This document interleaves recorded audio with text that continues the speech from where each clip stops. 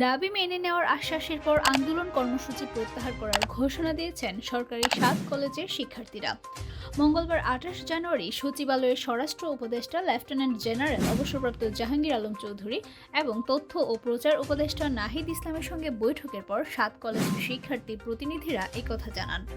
ঢাকা কলেজের শিক্ষার্থী মইনুল ইসলাম বলেন, সরকার আমাদের ৬ দফা দাবির বিষয়ে ইতিবাচক, যেগুলো তাৎক্ষণিক পূরণ করার সেগুলো পূরণ করা হয়েছে। তিনি আরও বলেন, আমরা কর্মসূচি দিয়েছিলাম ২৪ ঘন্টা পর ৭ কলেজের সামনে দিয়ে ঢাকা বিশ্ববিদ্যালয়ের বাস সহ অন্যান্য বাস চলতে দেব না এবং নিউ মার্কেট থানা ঘেরাওয়ের যে কর্মসূচি দিয়েছিলাম সেই কর্মসূচি আমরা প্রত্যাহার করে নিলাম। এদিকে ৭ কলেজ নিয়ে একটি স্বতন্ত্র বিশ্ববিদ্যালয় করা এবং এটার মডেল কি হবে তা নিয়ে কাজ চলছে বলে জানিয়েছেন শিক্ষা উপদেষ্টা অধ্যাপক ওয়াহিদ উদ্দিন মাহমুদ।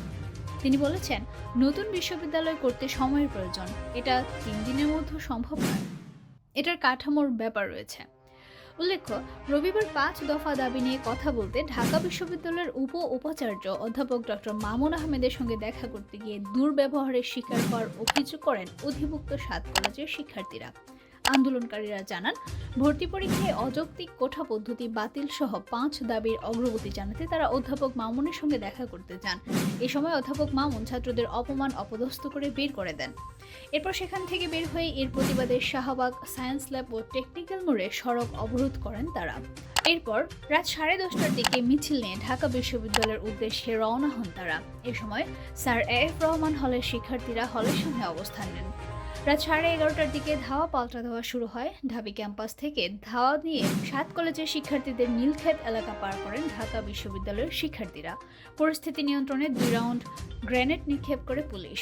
এর প্রতিবাদে গতকাল সংবাদ সম্মেলনে ঢাকা কলেজের শিক্ষার্থী মইনুল হোসেন বলেন, ঢাকা কলেজের শিক্ষার্থীদের উপর পুলিশ নির্বিচারে হামলা চালিয়েছে, এর দায়ভার পুলিশকে নিতে হবে। নিউ মার্কেট থানার ওসি এবং এসিকে প্রত্যাহার করতে হবে।